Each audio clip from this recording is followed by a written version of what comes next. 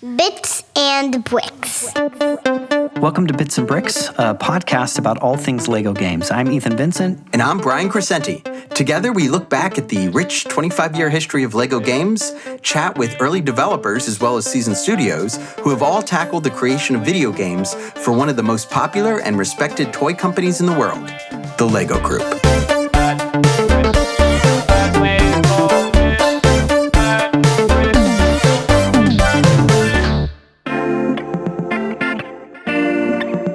Today we're going to be talking about something you find in nearly every single Lego video game ever made. It's the Lego minifigure. Yes. Lots to talk about here, Brian. The first version of, I guess you could call it a minifigure. It was actually released back in 1975, but they lacked, movable arms, legs, and even a face. Yikes. Yes. Ugh, what's happening there? But before that, the Lego Group experimented even with different kind of Lego figures, which could be built with special pieces. And I guess the first modern minifigure came out in 1978 with the addition of things like arms, hands, legs, and yes, those cute little smiling faces we all know and that have just become this iconic cultural thing. Yes. Yeah. And over the next 2 decades or so, the minifigs continued to evolve, adding removable hair for guys, beards, different body parts and facial expressions, right?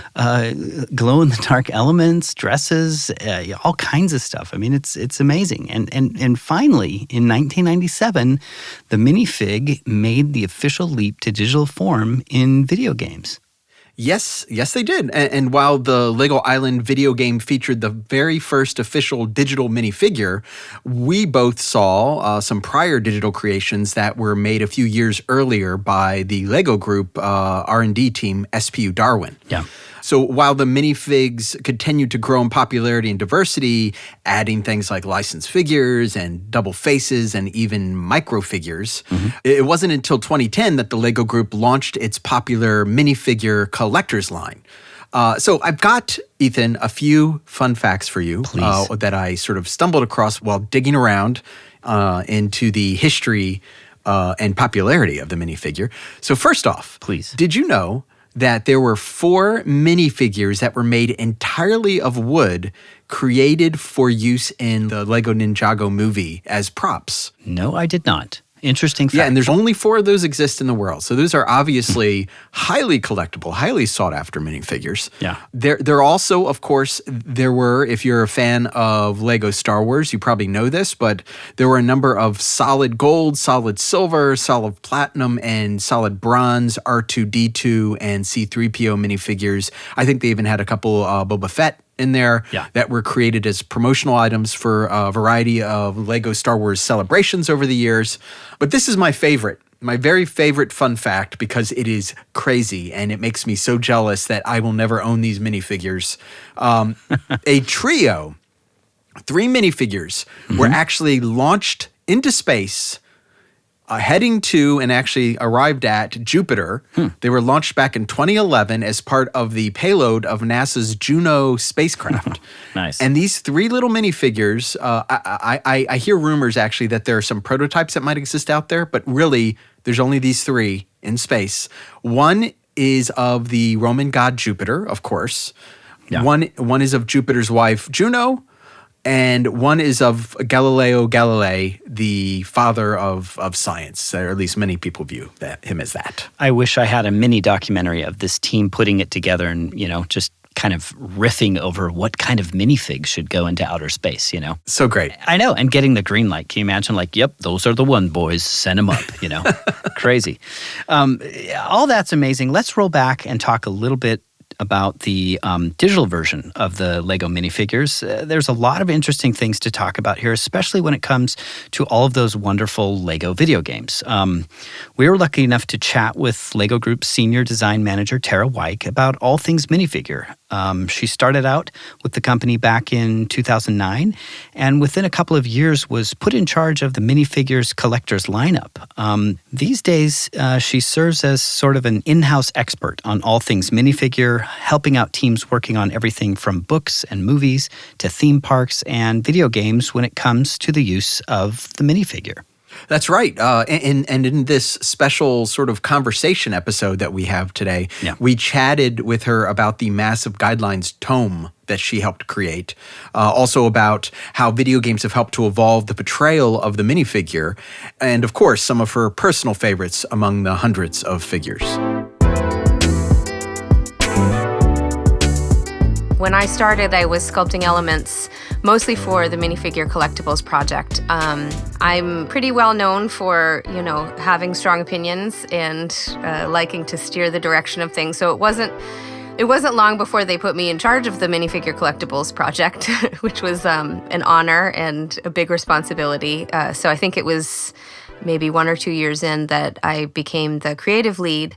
And so I was helping to choose the characters and decide what they looked like graphics-wise, and lead a team of designers and sculptors to kind of create the characters. And I also had the great privilege of working together with our now vice president, Matthew Ashton, on creating the minifigure style guide, what's called the Complete Minifigure Guidelines. And that is a nearly 300-page Bible of how to create and represent minifigures correctly. And by virtue of working on that, I went from knowing very little to knowing everything there was to know about minifigures. So people throughout the company started to come to me for advice and help when it was time to put together a new character for just about anything. So it started to kind of seep beyond the boundaries of just the collectible minifigures project, and I got involved with publishing and Legoland Parks and a lot with the video game department, helping them develop stuff. So yes, large and small, I've been very involved in minifigures since my inception.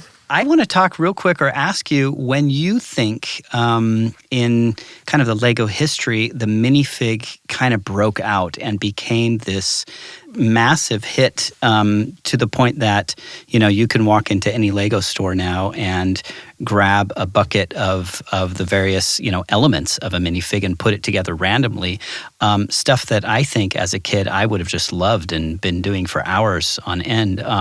When do you think that was, maybe that point where it was clear that the minifig could be its own kind of Lego creation that you could spend hours on?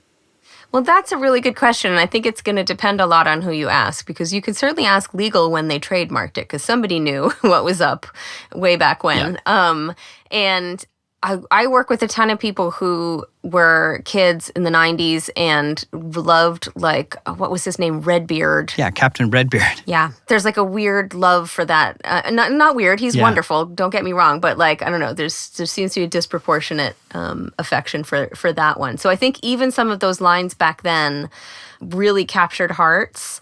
And when I hit the ground running coming in here, it was pretty clear that minifigures were a success. And I would have to credit Matthew, because he was the one who, it took some convincing within the company to get them to do these blind bags, because it was a different kind of offering. We'd always done boxes of bricks. Yeah. And I think it was a hard sell even for some people within our four walls to think of the minifigure as a product unto itself.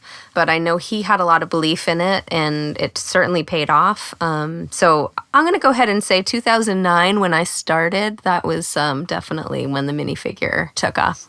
Yeah, it sure blew up. Really huge. I think you could advance it further and just. I really think the Lego Movie again did a lot for that as well. To give it a character and a personality that everyone in the world suddenly could put a name and a face to.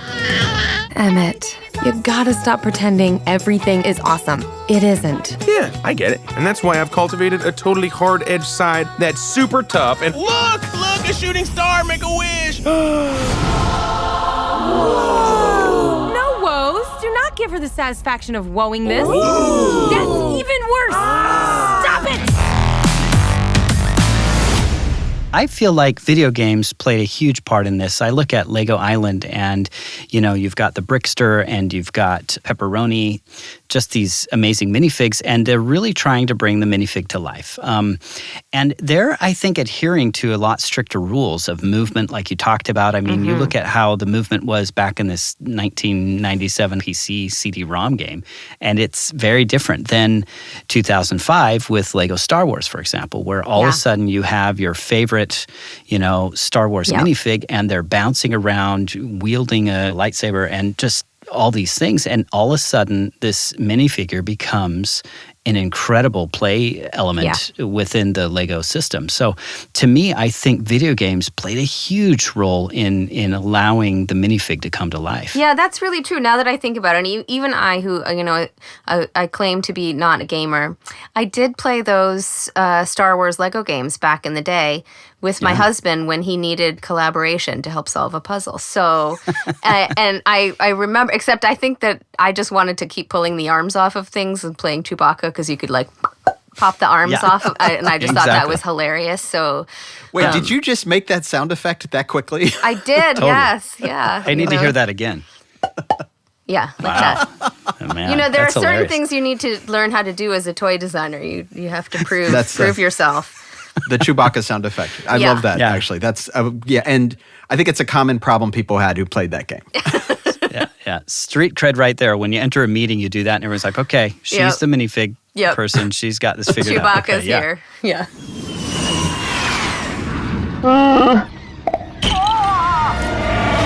Lego Star Wars, the video game. Rated E for everyone. The fun and the character and kind of how it's kind of endowing the character with this personality, I feel really did happen in Lego Star Wars, and it was this breakout hit too. TT Games, I think, did an amazing job of. They did. It was huge. Yes. Yeah. And I think on the tails of that, it just kept going, right? All of a sudden, every IP was open, and these very, very strong personalities in movies like Han Solo and Indiana Jones. I don't know why I'm naming all the Harrison Ford ones, but I mean, you think about that, and boy, put that on a minifig, and you've got the whole story figured out, from running away from rolling boulders to swinging over pits of snakes. It's all built in to the story. Yeah, exactly. Yeah, no, you make a good point, and I think you're absolutely right. For a huge sector of our consumer base, I think those probably had a pivotal role in defining and bringing the minifigure to life. Do you have a sort of favorite? There are, I think, close to 600 out there. Was there one that really sticks out to you? Oh, well, I mean, let's see. We have a lot of stories behind the ones that we create. They're all real characters to us. And a lot of us involved in the project like to make ones that are either ourselves or friends of ours or family. And so some of my favorites are ones I've made to represent my husband and my son. They've both appeared twice. Oh. Yeah. The rocket boy who's wearing a rocket costume is my son, or is based on my son, I should say. And the birthday boy character in the series 18, our party series, was also him because he got glasses, so I had to make a new head that had his little green glasses on.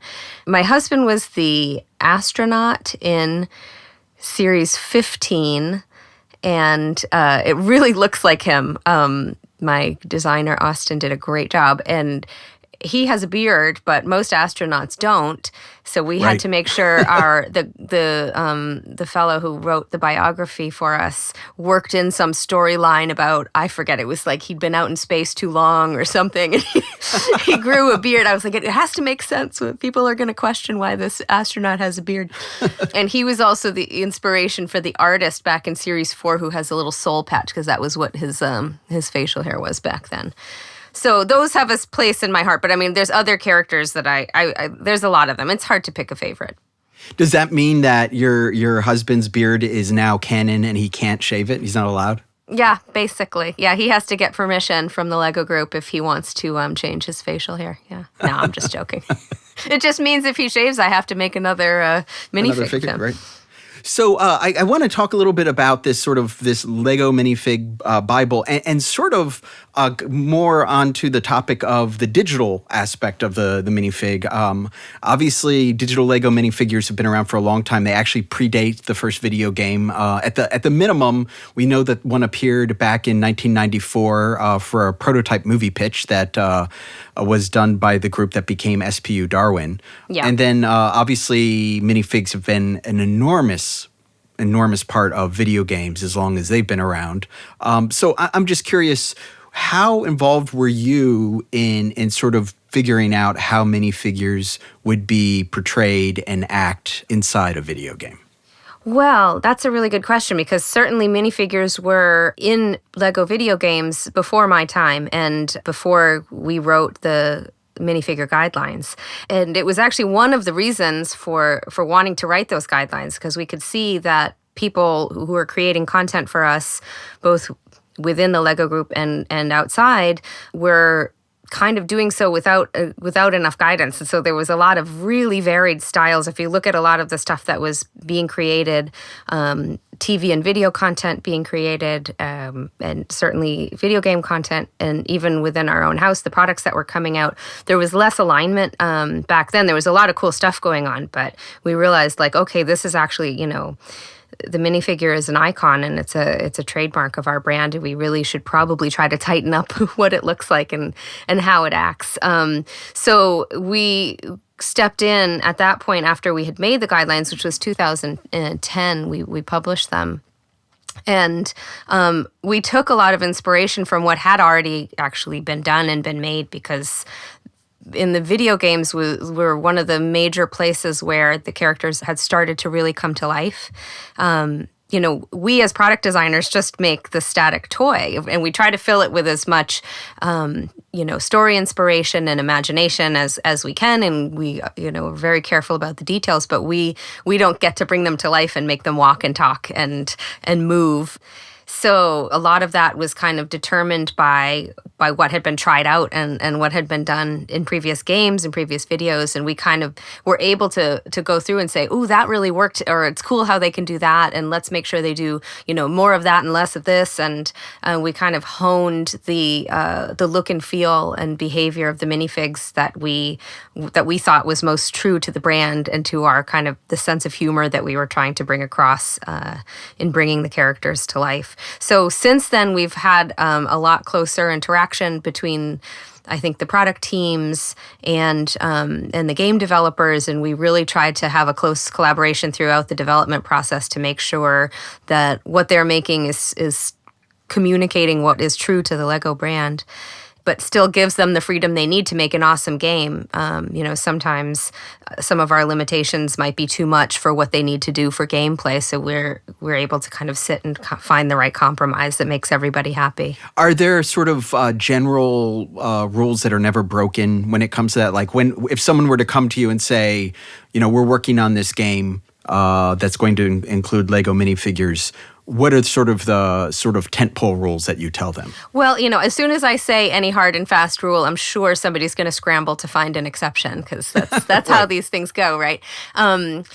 But I think first and foremost, we try to be as true to the toy as possible. Yeah. We want whoever's interacting, kid or adult, whoever's playing the game, to recognize it and have the same sort of emotional connection to the character that they would if it was a minifigure that they were holding in their hands. So in that sense, we try to maintain certainly the color palette, the graphic style, the overall dimensions of not only the minifigure but also the other Lego pieces that are in the game. Normally, there's many components built out of Lego pieces. Everything right. needs to stay the same scale. The sets and minifigures need to be able to interact with each other the way they would in real life, more or less. But then, of course, the minifigures are allowed to be animated and come to life. And depending on the game or the movie, we might try to adhere to a more stop motion style that's very true to the way the character moves in reality. Or in other cases, we need them to be able to kick sideways, which a minifigure can't do in reality. So we allow some sort of more flexible animation style depending on the needs of the game and the look and feel we're trying to go for. That's interesting because I know with all the interviews we've done over the past year and a half or so with folks working at the Lego Group and working on Lego games, one of the things, certainly early on, one of the big things that they sort of, I think, grimaced every time they knew they had to deal with it was the fact that you couldn't sort of distort the minifig. The minifig couldn't bend. You couldn't give them knees when they didn't have knees. Right. Obviously, that's a rule that sort of was established prior to you starting at the Lego Group, but was that something that was up for debate or discussion when you started putting together this sort of Bible? There was plenty of knees happening when we put the guidelines together. So I don't know who started breaking that rule first, but it was well broken by the time I got there. In fact, we had to kind of reel it in with the squishiness in a lot of places. Right. There got to the point where in some areas there were so many liberties being taken that you could barely recognize that it was a minifigure anymore. The limitations of the minifigure are both part of its charm and part of its frustration as a designer. And that is true for toy designers working at the Lego Group as much as it is for digital game designers. And it's, sometimes working around those limitations are what brings out the humor that comes across. I think, nothing did it, in my opinion, nothing did it better than the Lego movie, showing Emmett doing jumping jacks, just scissoring his legs back and forth, and, all the humor that kind of came out of how stiff he had to move. But we do allow for some bending, some sort of squishiness. Again, if the gameplay requires it, we don't want to stand in the way of that. But ultimately, we just want to make sure it still looks like the toy. Good morning, apartment. Ready to start the day. Jumping jacks, hit them. 1, 2, 3. I am so pumped up. Awesome. Everything is awesome. Oh my gosh, I love this song. It is amazing, Tara, that you literally wrote the Bible and the book on the minifigures. And obviously in the plastic form, there are so many very clear guidelines, like exactly mathematically where the mouth is supposed to be, exactly in which dimension the proportions are just perfectly laid out. I mean, you cannot create a minifig that veers from that. And obviously the moment you go digital, there's just so many variables from the sheen to the movement to the mouth actually going in different places when they're talking, or when there's sadness or emotion, the mouth won't be where it's supposed to be at that, right? So there's obviously a lot you have to deal with. Are there maybe certain game developers or partners that you work with who are able to do that in the spirit of the Lego DNA better than others? They all can, with more or less guidance.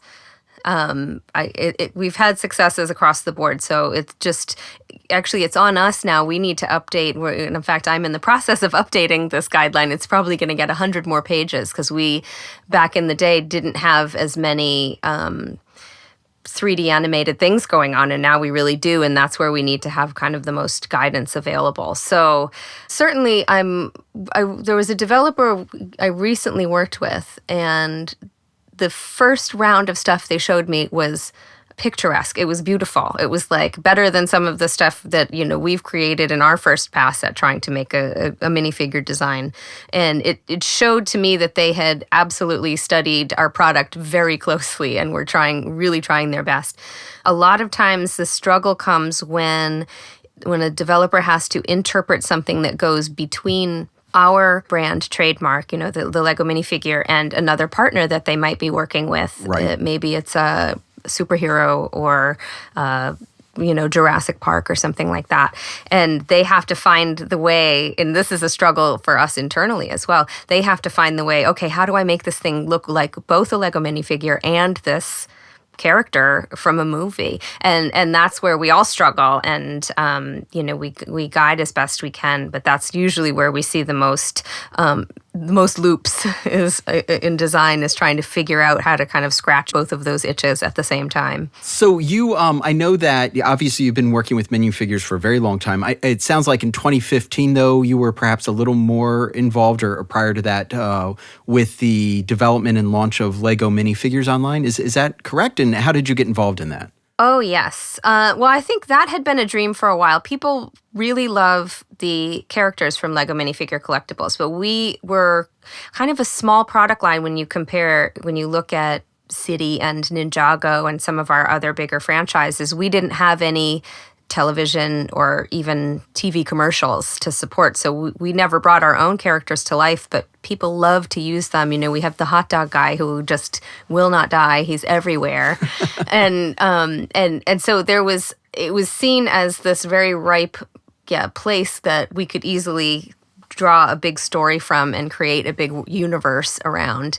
And so there had been a wish for a long time in our team and in the digital games team to make a game around it. And we had this opportunity to make this massive multiplayer online game, Lego Minifigures Online, where we could, at that point, I think we were up to 12 or 13 series, so multiply that by 16. A lot of characters that we could draw from and bring to life. And so it was, I was very involved in that. I spent a lot of time up in Oslo with the Funcom team. It was a lot of work. It was a lot of fun.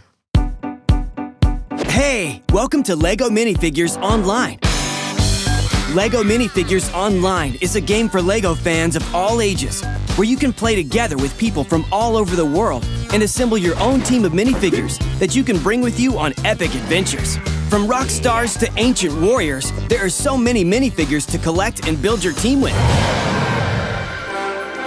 So let me ask you, what was sort of the hope, or what were you hoping would come out of that game, Lego Minifigures Online, when it launched? Well, I mean, as with anything, you kind of just hope for a little more exposure and fun and trying to just get kids to have a good time in general. I think that's our goal as designers. Yeah. But for me, it was just to show some love to these characters. And the thing I feel is really nice about the minifigure collectibles line is that it kind of communicates to the world how the Lego brand sees itself. That's the way I interpret it anyway. It's a way of communicating our personality to the world, which we had done that far with with 2D, with the graphics and with the elements we had been making and the character selection. But here we had this opportunity to show them in motion and doing stuff. And I think the most fun we had was kind of trying to figure out what each character's default and turbo moves were going to be. And we had the chicken flinging eggs and the DJs throwing records around. And,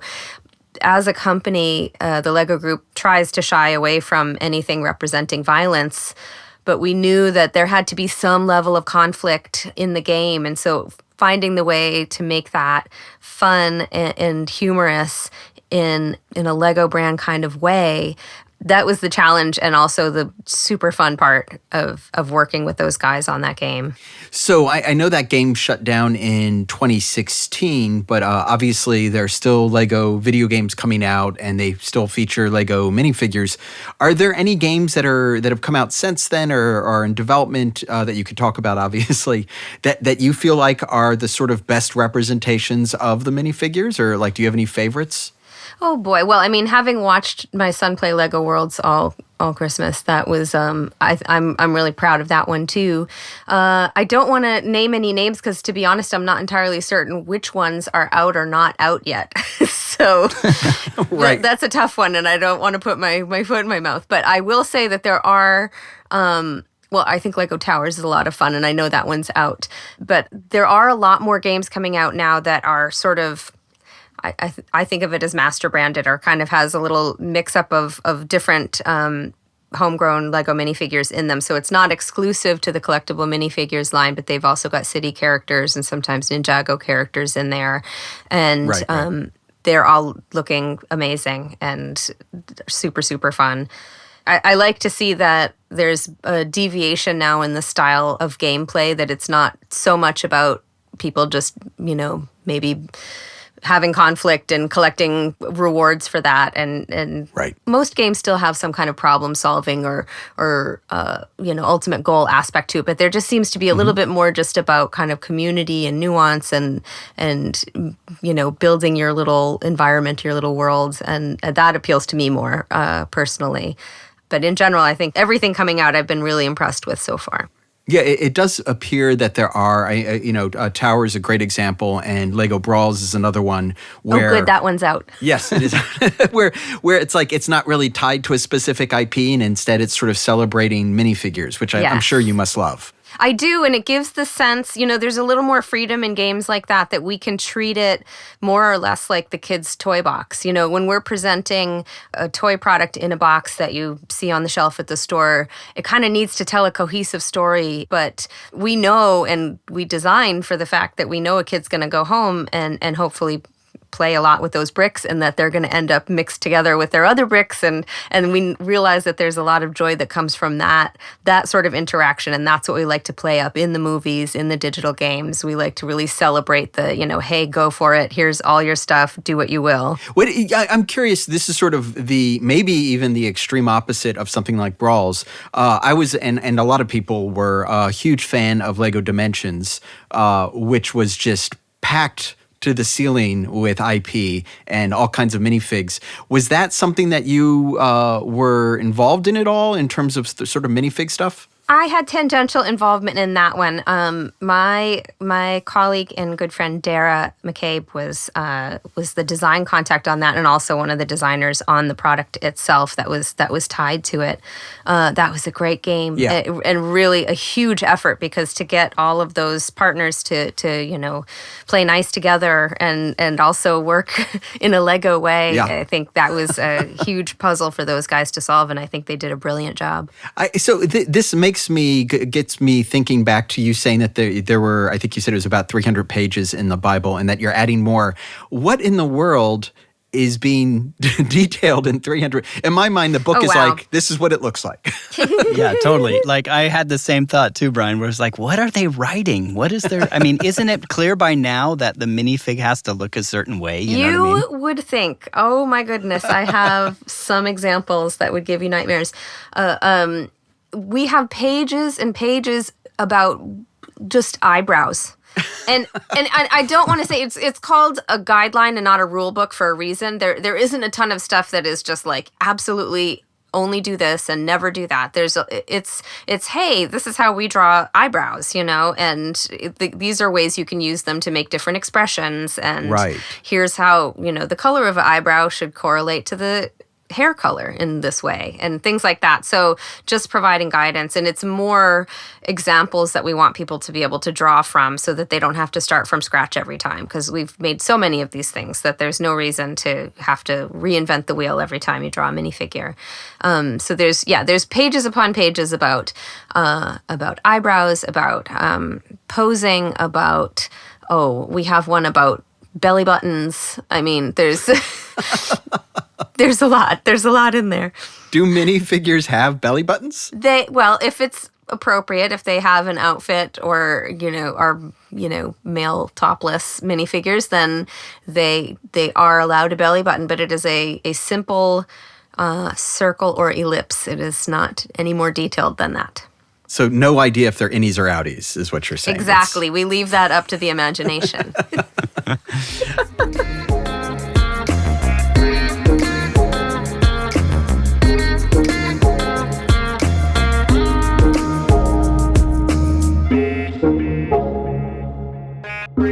So now I know you're not directly involved now with the minifigures, the blind packs, but I have a bunch of questions. Well, several questions. Sure. The chief one is, how do you guys come up with, that's a lot of minifigures. They're usually three a year, I think, and you do 16 in each one.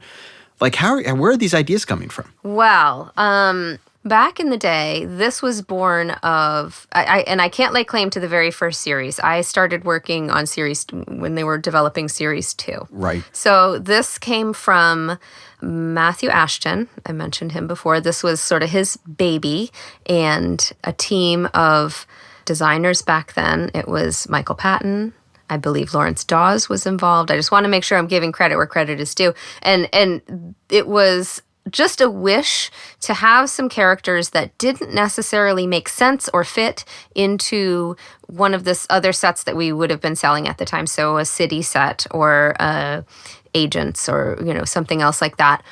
But we still thought should exist in the world. And so it was basically just a wish list of designers.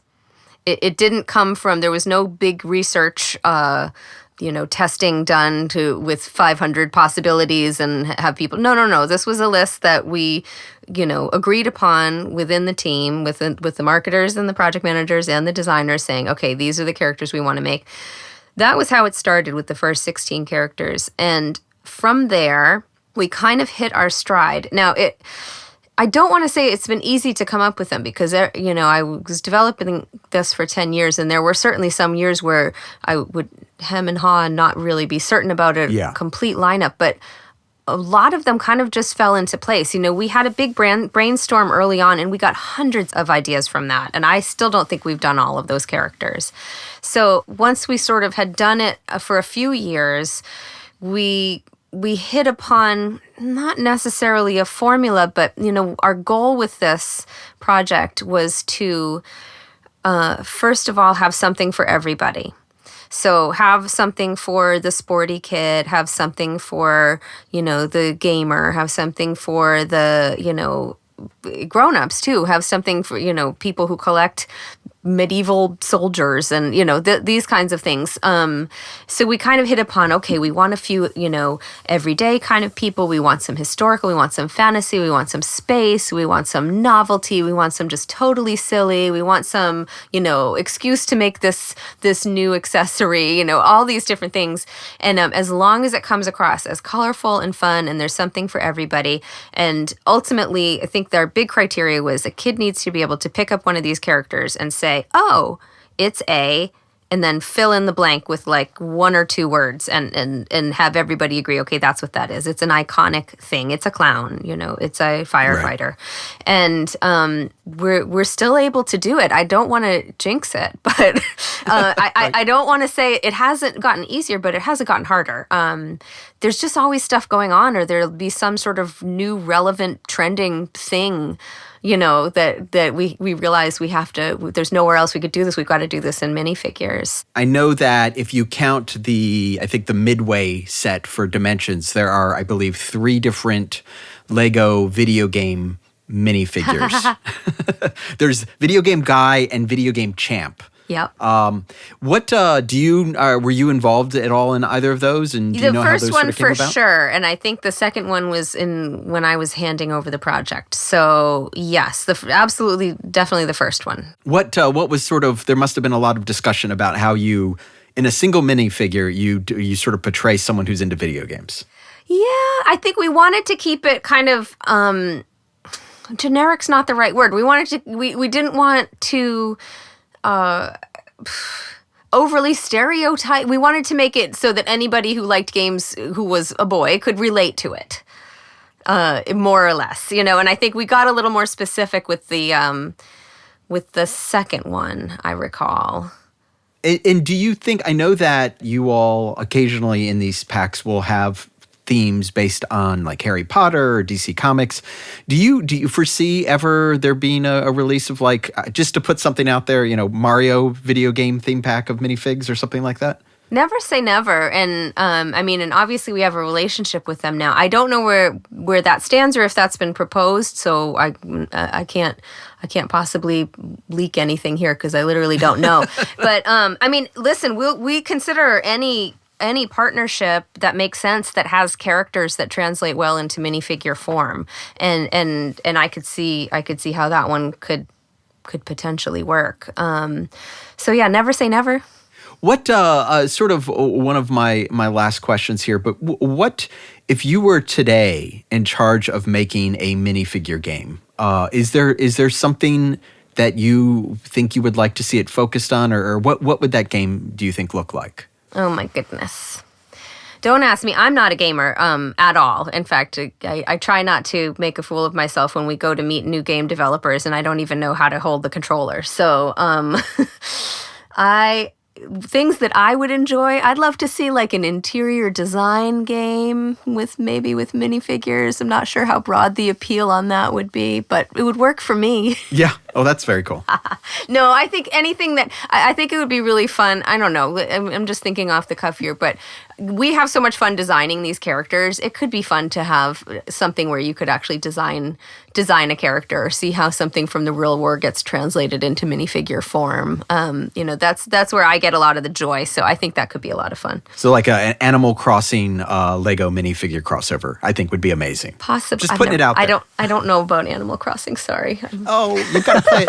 It's basically, it's imagine Nintendo's version of minifigures, but you are on an island and you get to decorate and build your own house, and it's all about decorating, basically. It's very I'm cool. sold. Yes, but minifigures. Yeah, Terry, you would love Brian's Animal Crossing basement. He's got this room full of arcade and pinball machines. Just ready to play. It's pretty amazing. Yes. I love pinball. Like, it's funny. I just skipped over. I love pinball machines, and I was like pretty into Miss Pac-Man back in the day. But then I just sort of, I guess that was when I peaked.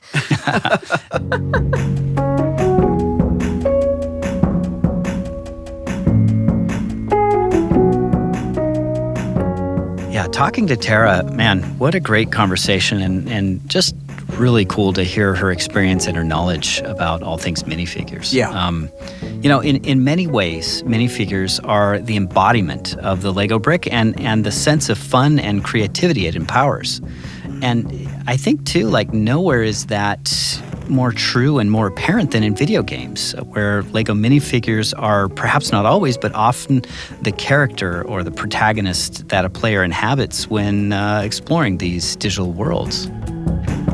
I can't imagine a video game or even a Lego set without the minifig anymore. It's just so embedded and a part of all things Lego play and Lego DNA. I think that we see that there's obviously something timeless about the minifigure. There's just something about it, the scale, the proportions, the original designer just hit on something similar to our 2x4 brick. It just fits in the hand and connects in such a way that it just speaks to people. So I don't think we're not gonna lose the minifigure anytime soon. That's for sure. Whether we'll experiment with other figure types, maybe. I wouldn't be surprised.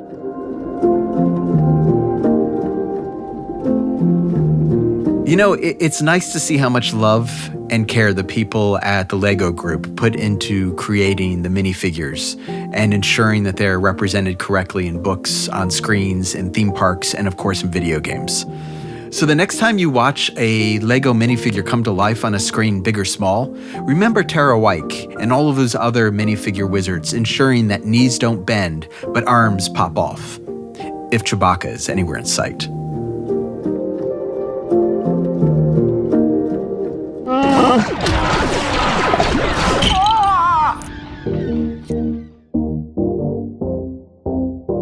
Bits and Bricks is made possible by Lego Games. Our producer is Ronnie Scher. Your hosts are Brian Crecente and Ethan Vincent. Episode producing and editing by Ethan Vincent. Writing by Brian Crecente. Mixing and sound design by Dan Carlisle. Original music by Peter Premer and Henrik Lidstrand from the award-winning game Lego Builder's Journey, which you can play on Apple Arcade today. We'd like to thank our participant, Tara Wike. We'd also like to acknowledge the entire Lego Games team, as well as the great folks at the Lego Idea House for their support. For questions or comments, write us at bitsandbricks@lego.com. And as always, stay tuned for more episodes of Bits and Bricks.